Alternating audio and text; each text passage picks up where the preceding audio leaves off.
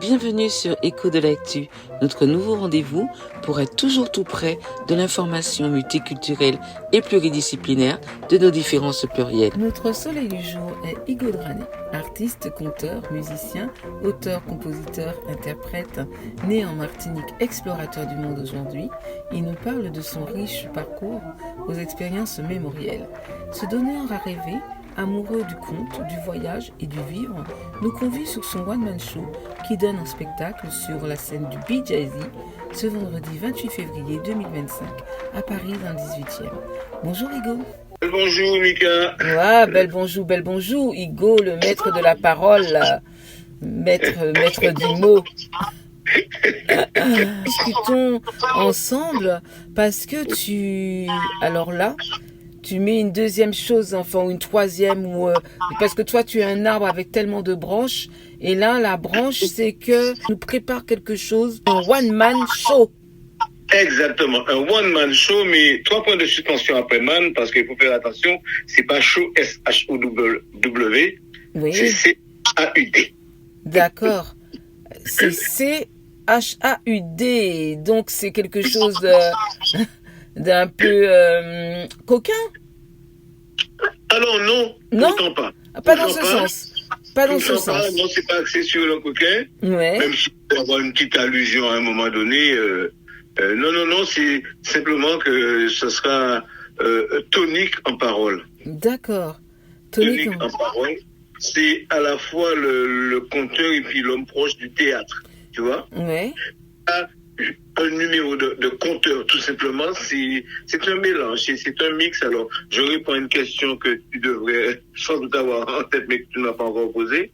J'aurai un dosage de textes que j'ai écrit depuis parfois très longtemps, que j'ai parfois dit, parfois peu dit d'ailleurs, que j'ai retravaillé pour l'occasion.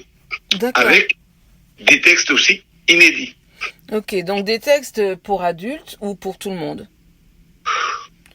Ça s'adresse plutôt à un public adulte, on va dire, parce que c'est vrai que par moments je m'adresse plus précisément aux enfants, mais même quand je m'adresse aux enfants, je ne parle pas un langage enfant. Oui.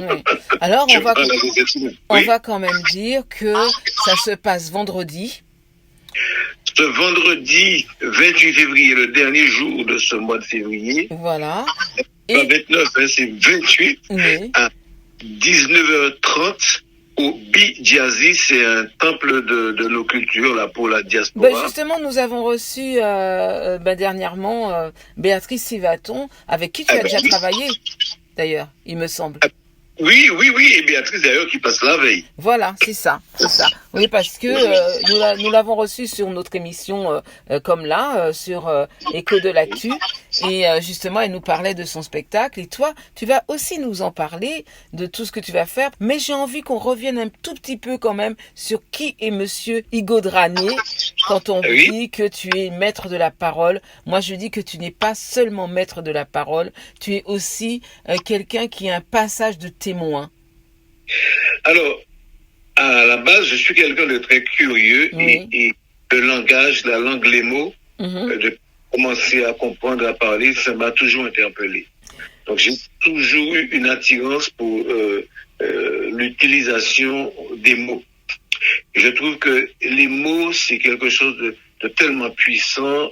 Sans les mots, je ne peux pas vivre sans. Je ne peux pas vivre dans un monde sans mots. Oui. Parce que le mot MOTS, il participe à la guérison des mots MAUX. Oui, guérison des mots, oui, tout à fait. Et toi, tu es quelqu'un, des fois, quand je te regarde sur scène, je me dis, mais Igo, quand il était enfant, mais je me demande comment il devait être. Ses parents, je me demande comment ils pouvaient supporter toute la journée quelqu'un qui leur conte, parce que je suis sûre que tu comptais déjà enfant. Alors, je me permets de te faire sourire. Oui. Quand j'étais à la maternelle, depuis la maternelle, l'enseignante écrivait « Gentil petit élève, mais trop bavard ». Alors, ça répond. Voilà. Trop bavard. Ça dit tout. Oui. Et toi, donc, tu es né en Martinique, tu as vécu en Martinique. Oui, mon père Trinité, la Madame Liberté, je suis de la Trinité. Voilà, de la Trinité. Et c'était inscrit, hein, de la Trinité. Et t'es une Trinité à toi tout seul, hein.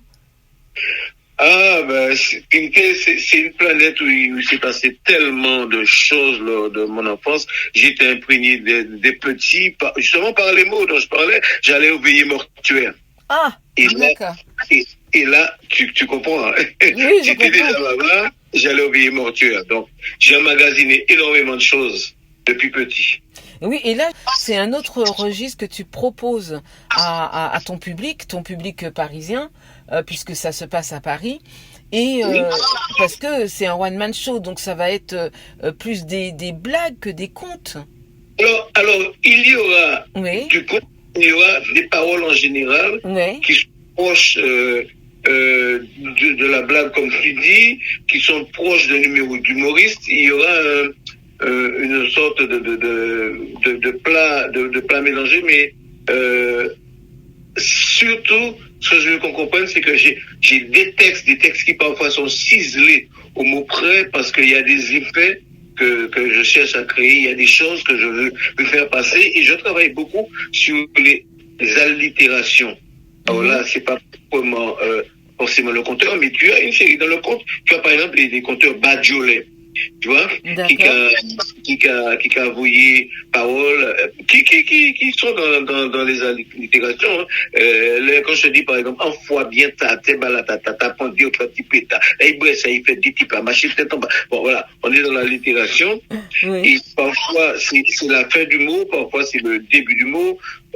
Il y a différentes façons de faire fonctionner les allitérations, et certains compteurs pratiquent ça, mais le compte c'est ouvert. Il y a plusieurs types de compteurs. Vous avez les compteurs par exemple qui font des chanteurs fables. Ils comptent en chantant, c'est du chant. Donc j'emprunte à différents genres du conte et du théâtre. D'accord, parce que toi tu chantes aussi, hein. Tu chantes et tu Je chante aussi, je vais pousser aussi parfois la chansonnette pour servir le texte. Je dis aussi, mais tu chantes et tu joues aussi de la musique, des instruments. Alors, pour répondre précisément, je vais pousser la chansonnette et jouer quelques instruments de musique avec moi qu'on pourra entendre. Voilà, alors, on ne dévoile pas tout, non, mais bien juste sûr. aussi quelques instruments de musique. On peut entendre par exemple quelque chose comme ça. Ouais, ça c'est la flûte qui t'accompagne tout le temps. Voilà, la flûte de bambou, élément naturel de notre environnement. Et qui t'accompagne partout parce que tu es aussi un grand voyageur. Je n'arrête pas de dire aussi, j'ai l'impression que je me répète, mais parce que... Ouais, mais parfois, le compteur se répète, tu sais. Hein. On est dans le compte. Je voyage pas mal, oui. Tu voyages pas mal. Tu voyages beaucoup. Oui. Et justement, je pense que avec tes voyages, tu as acquéri des choses que tu nous transmets une fois que tu es sur scène. Ah ben, je peux juste dire une chose, par exemple, pas mon dernier voyage, mais de mes derniers grands voyages, c'était au Zimbabwe, et là, je suis revenu gonflé à bloc. Ouais. J'ai été assis dans le cadre d'échange culturel, au nom de la compagnie d'Ifekako, que tu connais bien. Oui. Là, j'ai eu des échanges formidables avec les personnes en face, et c'était essentiellement des jeunes. Et tu sais, les voyages comme ça me renforce dans ce que je veux faire, parce qu'ils travaillaient avec une rigueur, et ça m'a beaucoup marqué. J'ai gardé des liens avec le Zimbabwe. Ah oui, mais ce que je veux dire aussi, c'est que quand tu voyages, tu es aussi quelqu'un qui transmet, parce que tu vas ailleurs, mais avec dans tes bagages ta Martinique. Alors toujours, j'ai laissé un peu de Martinique là-bas, et ça m'est revenu d'ailleurs, parce que il y a quelque temps, ils m'ont envoyé un enregistrement, je leur avais appris certaines choses qu'ils ont reprises, etc. Oui, je voyage toujours avec... Moi, je peux vivre n'importe où, partout, mais la Martinique est en moi. Oui, c'est ça. Et tu travailles l'échange beaucoup, parce que tu as pu voyager aussi en Allemagne, tu vas dans des pays, pas que dans des pays, on va dire, de l'Afrique ou ailleurs. Tu vas aussi dans des pays européens et quand on suit un peu ton parcours, on voit bien que tu es quelqu'un qui est dans l'échange et si tu écoutes ce que les autres peuvent te donner, toi tu les fais écouter aussi ce que tu peux leur dire. Absolument. Dans l'échange et l'ouverture, d'ailleurs, anecdote encore, la dernière fois que j'étais dans un pays étranger, ça a dû être la Norvège, à Oslo, et je tombe sur un ami d'enfance. Ah oui? Ouais. C'est fou, ça. Et puis, j'ai appris d'ailleurs que certaines de mes connaissances vivent là-bas, en fait. Ah ouais. Il y a des Caribéens partout. Partout, c'est ça. Et tu sais, prenons le cas de la Suède, Stockholm, par exemple. Stockholm, une ville que j'aime beaucoup. Et alors, c'est pas un paradoxe que je vais dire, hein. Certains peuvent le prendre pour un paradoxe, mais quand je suis à Stockholm, je me sens plus proche encore de la Martinique et de ma ville, la Trinité. Pourquoi? Parce que c'est une série d'îles, Stockholm. Oui. En été, je précise, hein, parce qu'en hiver, c'est pas la même chose. En hiver, c'est pas pareil. Mais l'été, Et je suis tombé sur une petite île qui me rappelait un endroit de thé qu'on appelle la Maison des Guêpes, qui est un promontoire, voilà, qui s'avance donc sur le terre. C'est extraordinaire. Non, mais tu as raison, parce que pour y avoir été, en été, à Stockholm, je garde ce souvenir que c'est une ville qui m'a, bizarrement, qui m'a touché dans le cœur quand j'y suis arrivée. C'est pas bizarre, Mika. C'est ce que je dis. C'est ni bizarre, ni paradoxal. Ouais. On est ouvert et quand on se balade avec son identité, on se rend compte que le monde appartient à tout le monde et que tu retrouves quelque chose de chez toi partout qui passe. Peu importe le climat, peu importe la culture des gens, il y a une chose qui nous relie, c'est notre humanité. Aux autres. Ben, tu parles d'humanité, il y a quelque chose aussi, Igo, que je sais que franchement que tu ne supportes pas, c'est les injustices sociales. Ah ouais, ça me met, pour ne rien cacher, ça me met même la larme aux yeux. Oui, c'est vraiment et d'ailleurs dans tout ton travail, tu fais aussi quelque chose, tu travailles pas mal, enfin j'ai pas envie de dire mot travail parce que tout ce que je regarde de toi de loin, je vois toujours qu'on est dans l'échange, tu communiques avec des personnes du 3e âge, 4e âge, 5e âge, voilà. Tout à fait, et des personnes en situation de handicap, personnes qui sont dans l'enfermement, par exemple en prison. Je vais dans les lieux qui ne sont pas des lieux faciles parce que toi et moi, nous faisons partie de ces personnes qui ont, on va dire, c'est pas un mot que j'emploie souvent, mais entre guillemets, cette chance d'être dans une certaine liberté, dans un relatif confort. Donc, j'aime bien apporter ce que j'ai dans des endroits où les gens n'ont pas forcément accès à ces choses-là. Oui, bien sûr. Tout ce qu'on peut donner, le plus petit qu'on peut donner, à partir du moment où on le donne avec le cœur et avec l'amour, l'amour est là. Oui, moi je trouve que ça fait du bien de donner. Bien sûr. Et c'est toujours un partage. Tu sais, quand je suis beaucoup intervenu en lycée, au collège, notamment on m'a appelé pour intéresser les élèves au travail scolaire par le biais du conte. Et moi, l'une des premières choses que je leur dis, je ne suis pas venu juste vous apporter quelque chose que vous n'avez pas. Je suis venu pour échanger avec vous. Parce que quand on reçoit, quand on enseigne quelque chose, on reçoit aussi. C'est pas vrai qu'on vient donner parce qu'on a, je ne sais pas quoi, une science infuse. Non. Ouais. C'est vraiment toujours dans le sens de l'échange. Carrément. Et toi, tu es aussi... Oui. Toi, tu es arrivé ici en Hexagone à 18 ans. Et tu t'es rentré pour...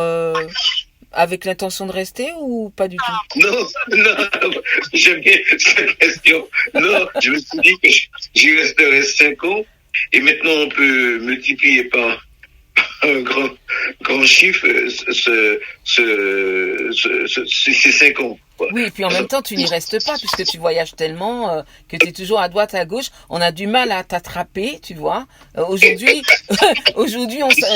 nous nous attrapons même au téléphone aujourd'hui, tu vois. On converse par téléphone. C'est marrant ce que tu me dis parce que il y a des personnes qui m'appellent la première question, où tu es? En Martinique, en Guadeloupe, en machin, en France. Et même à l'intérieur du pays, France Bien aussi, sûr. Mais il y a des régions que j'aime dans ce pays. malgré tout, en étant à droite, à gauche, tu as toujours un moment. Tu m'as surprise dernièrement. Nous étions à l'enterrement de Raymond Moïsa, notre grand ami photographe. Et là, je m'attendais pas du tout à te voir. Et tu viens, même si c'est pas longtemps, tu es venu au crématorium. Et là, voilà, je viens pour. Et tu m'as dit quelque chose. Je viens pour saluer Raymond. Oui, effectivement, je t'ai dit ça, oui, c'est sorti comme ça. Ouais. Je viens pour saluer Raymond parce que je vais. Alors, où tu allais? Tu allais dans une maison de retraite. J'intervenais dans le département de l'Eure. Voilà. Au sein d'un collège et j'avais un train à prendre. C'est ça, oui. Je croyais que c'était... Voilà, c'est ça. Et donc, je dis, mais voilà, tu es venu, tu donnes de ton temps, tu donnes de... Alors, j'imagine même pas ce que ce sera vendredi. Parce que alors, justement, puisque tu touches à des points essentiels, je vais rendre hommage à 2 personnes disparues aussi au cours de mon intervention. D'accord. Oui, tu as toujours cette petite pointe comme je disais tout à l'heure, tu nous fais passer le bâton, tu es là, tu es dans l'existentiel, mais avec les... Oui, voilà. Oui. La vie, c'est un fil et tous et toutes, on est là pour tenir un bout du fil et puis le passer, échanger. C'est comme ça que je vois la vie. Alors toi qui es quelqu'un quand même qui est amoureux de la langue, alors pas que la langue française, parce que quand j'ai dit tout à l'heure que tu étais arrivé ici à l'âge de 18 ans, c'était pour étudier l'anglais, je crois. Alors j'avais l'intention d'enseigner l'anglais. J'ai fait des études d'anglais. Après, j'ai bifurqué. T'as bifurqué. T'as bifurqué pour un métier. Excuse-moi, tu étais infirmier en psychiatrie quand même. Exactement. Pendant des années. Eh bien, figure-toi que j'ai beaucoup utilisé dans le cadre de ma profession d'infirmier en psychiatrie les mots, tout à l'heure je parlais de MOTS et MAUX, j'ai beaucoup utilisé les mots, c'est pas du tout quelque chose qu'on m'a enseigné à l'école infirmière, c'est quelque chose qui m'est venu naturellement avec les patients dont j'avais la charge. Ça a bien fonctionné, il y en a aussi qui venaient me voir à l'extérieur dans ce que je faisais, comme quel être humain, tu vois. Oui, et là maintenant tu continues, tu as totalement arrêté cette profession? Oh, j'ai arrêté parce que depuis un certain nombre d'années, j'ai pris ma retraite, mais j'ai gardé des liens. J'ai arrêté cette profession. Et bien justement, tu vois, je ne sais pas si tu as déjà travaillé là. Ça m'est venu dernièrement, je parlais avec quelqu'un et on parlait de Villévrard, c'est un hôpital psychiatrique. Excuse-moi, j'arrive pas à le dire. Hôpital psychiatrique qui est à Neuilly. Et il y a Neuilly-sur-Marne. Voilà, Neuilly-sur-Marne, et il y a un théâtre. Eh bien, alors, figure-toi que j'habitais pas loin de l'hôpital de Neuilly-sur-Marne, et c'est là que j'ai travaillé une bonne partie de ma carrière, s'est effectuée là-bas. D'accord. Et tu as eu l'occasion après cette partie, je suis retourné pour m'occuper d'enfants autistes où je faisais de la musicothérapie. Avec des enfants. Mais parce que c'est formidable.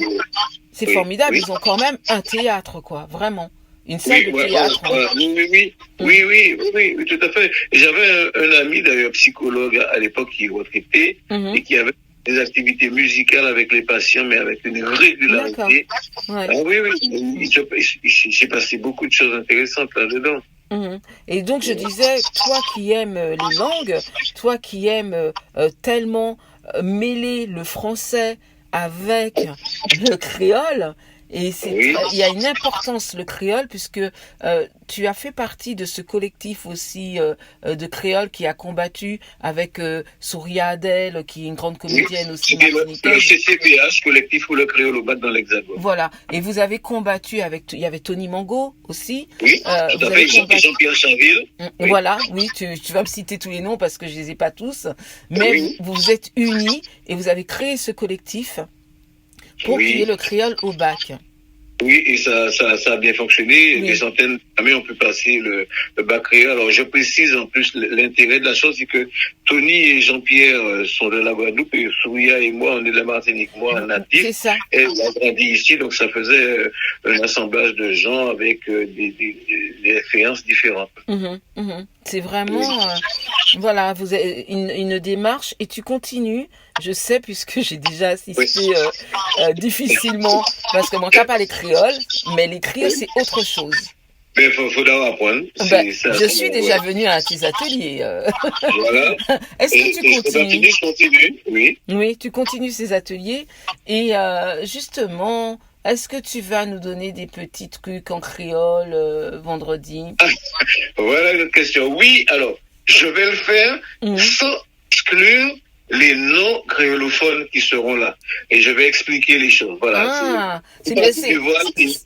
Élevé, je vais aussi donner à entendre du créole. Et puis, il faut savoir, enfin, on le sait, que même quand on est dans le parler français, il y a un parler français qui est créole. C'est ça. Ouais. Oui, bien sûr. Et alors, dans tout ton amour pour les langues, pour la langue, je dis les langues, mais en fait, c'est pour la langue. Parce que tu es comme ça et tu travailles longtemps tes textes. Enfin, du moins, pas longtemps, mais je sais pas si c'est longtemps, mais je sais que tu travailles d'une manière approfondie. Oui, alors, comme tout à l'heure, c'est dit quelque chose, c'est-à-dire, il y a des textes qui sont ciselés. Oui. Et mettre prêts. Parce qu'il y a des effets quand tu écris, c'est comme la musique. Il y a des effets que tu cherches à provoquer, et puis il y a des choses que tu goûtes, que tu aimes, et tu les aimes comme ça, et tu as envie de les faire partager comme ça, et de voir l'effet que ça fait sur tes congénères. Oui. Tu vois? Oui. Et puis, non, mais la langue... Oui, parce que quand tu es sur scène, habituellement, là, je sais pas, j'attends tellement avec impatience ce one-man show, c'est HUAUD, parce que tu nous mélanges habituellement des échos sonores, tu fais des modulations de ton aussi, parce que j'ai pu te voir sur une scène théâtrale où que tu faisais des choses aussi d'autres sons, quoi. Pardon, le dernier mot, je n'ai pas entendu. Je disais que tu faisais des sons avec ta bouche, des sons particuliers, quoi. Oui, tout ça Adam, exactement. D'accord. T'as bien entendu, t'as bien observé. Ah ben oui, mais je t'observe continuellement, c'est tellement beau, c'est formidable ce que tu nous sers sur scène, c'est vraiment... je parlais là justement, notamment lors d'une exposition, et tu avais fait un spectacle, et j'ai dit, mais alors avec ta canne, ton machin, ton ceci, on te voit arriver, le monsieur habillé en blanc, non, ça c'est des choses qui restent aussi de l'enfance, parce qu'on peut dire que chez nous, aux Antilles, souvent les personnes qui comptent, elles sont magiques, magiciens, c'est des... Voilà. En tout cas, moi, il y a un monsieur de mon enfance que je cite, je ne sais pas ce qu'il faisait comme métier, mais c'était un monsieur qui n'était pas du tout de milieu aisé. Et c'est un monsieur qui passait du temps dans les bars. Et j'ai coutume de dire que la journée, il pouvait se faire taquiner parce qu'il avait bu le coup de plus qui faisait que chaque pâte qu'il fait semble être le dernier. Le soir, à la veillée, je le trouvais transformé. Et là, c'est le maître de la parole, il pouvait rebondir sur... Ah, tu vois, donc il était habité. Oui, c'est ça. Ah ouais, non, mais c'est... Moi, je trouve... Alors, il s'appelait Eldor, on l'appelait Eldor. Eldor? Ah, Eldor, en plus, Eldor. Eldor. Ouais.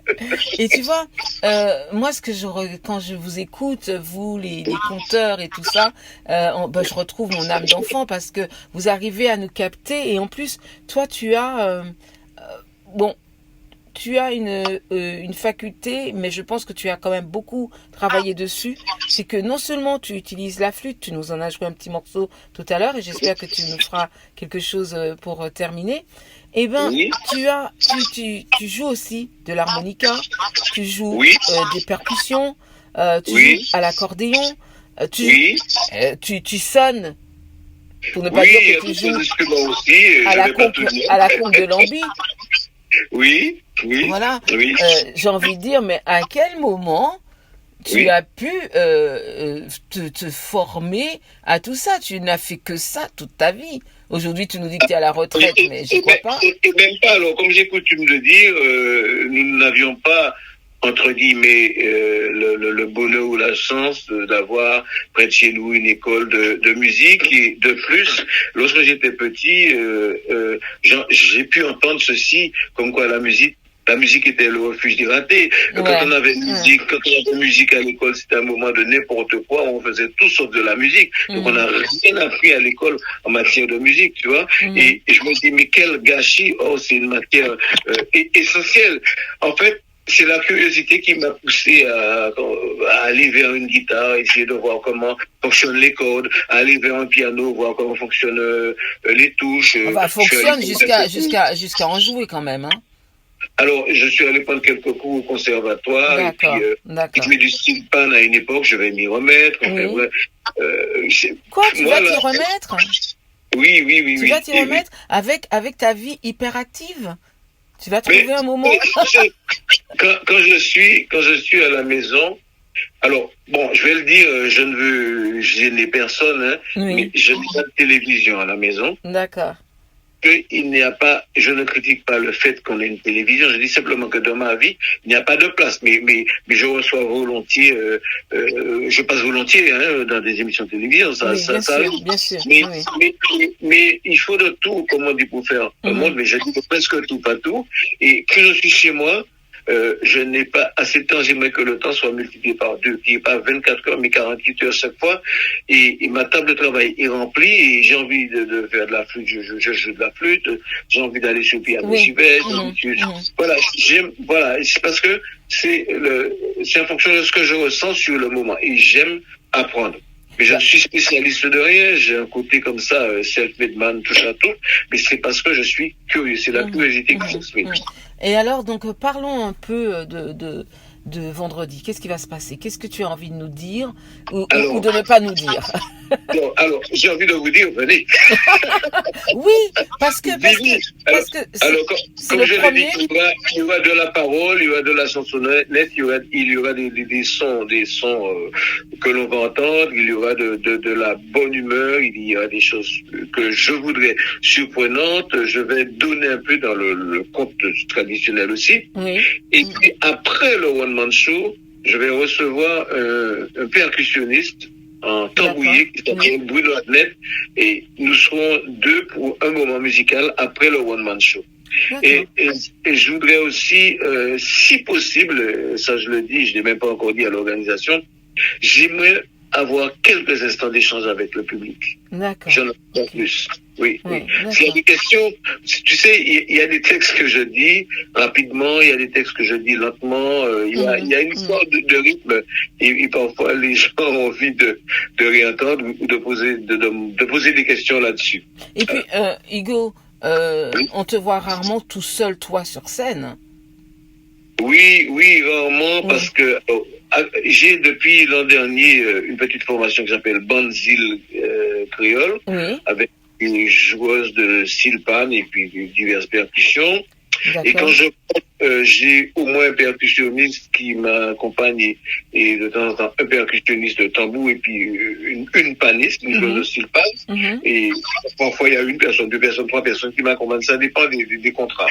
De toutes les manières, tu as, je pense, en toi, tu es habité à la base par la Caraïbe, pas que par la Martinique. Il me semble, après tu peux me dire si je me trompe. Non, mais c'est vrai. Une chose très simple, par exemple, d'ailleurs j'ai écouté Jocelyne Béroir l'autre jour, elle disait des choses très intéressantes. Tu sais, quand tu es en Martinique, tu entends des chants, on entendait beaucoup de Gouka ou des choses venant de la Guadeloupe, mais moi, dans ma Martinique, j'entendais ça, pour moi, c'était ma culture, point. Donc je suis trinité martiniquais, mais caribéen, et Trinidad, ça résonne dans ma tête depuis longtemps. Et puis le Congo, j'entendais ça. En fait, je dis, à partir de ce que j'ai eu conscience relativement tôt qu'on avait quelque chose, et avec ce quelque chose-là, tu peux partir dans le monde.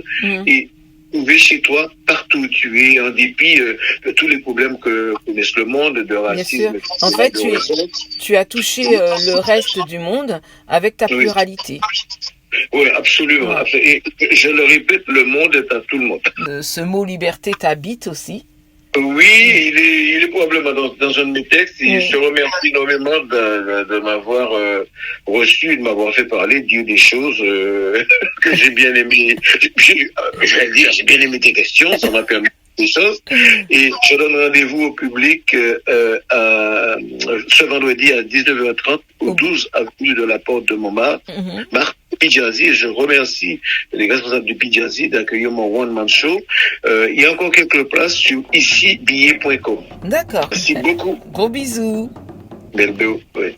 En vous remerciant de continuer à nous suivre, notre conversation s'est déroulée par téléphone afin de pouvoir capter Igo sur son agenda d'un ministre. Et nous avons quelques personnes qui se sont interférées dans nos conversations. Si j'étais assuré que tout le monde ici était absolument créolophone, je vous dirais si la cour ne dort pas. C'est pourtant une parole qui aimait parole et chercher parole, pour signer une parole, qui s'est fait en bout de gauche à son l'autre parole, pour dire ces paroles qui trapent par gauche et puis faire prendre la vol. Mais comme je ne suis pas certain que tout le monde est créolophone, je dirais puisque la cour ne dort pas, elle pourra écouter, pas participer à ma belle parole. Et plus la nuit sera longue, plus ma belle parole sera excitante, voire même décapitante. Crie! Messieurs et dames, je suis venu vous amener une quantité de paroles à téter sans hésiter. Et s'il y est lié à nécessité, vous en redemanderez jusqu'à satiété, même pour l'éternité, de sorte qu'il en reste pour la postérité. Mais ce soir en réalité, vous n'aurez qu'une petite quantité.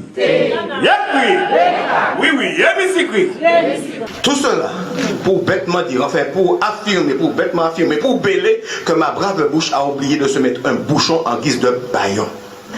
Aussi, si je laisse battre cette bouche-là un nombre etc. de fois, assuré n'est pas peut-être. Vous direz en le pensant qu'à côté de moi, la CPMP, la compagnie des bouches en mouvement perpétuel, n'est qu'un modeste club de piètre taciturne en congé de parole. C'est pour cela que ce soir, je ne vous aurai délivré flip-flap wap-wap qu'une roquille de parole, à peine de quoi satisfaire votre méchant appétit de parole.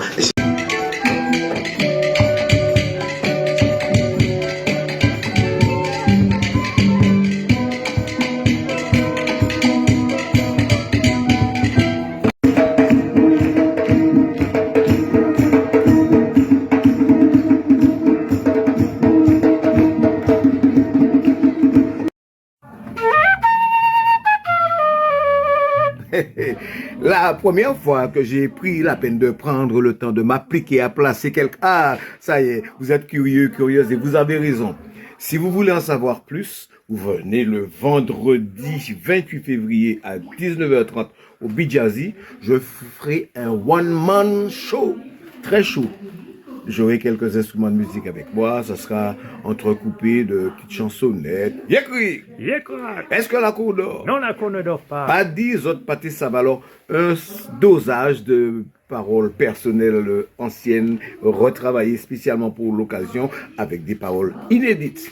Et à la fin, après le One Man Show, j'accueillerai un homme qui s'appelle Bruno Adnet qui viendra avec son tambour pour un petit moment musical. Vendredi 28 février au Pidjazi, 12 avenue de la Porte, Montmartre, Paris 18e. Yekri!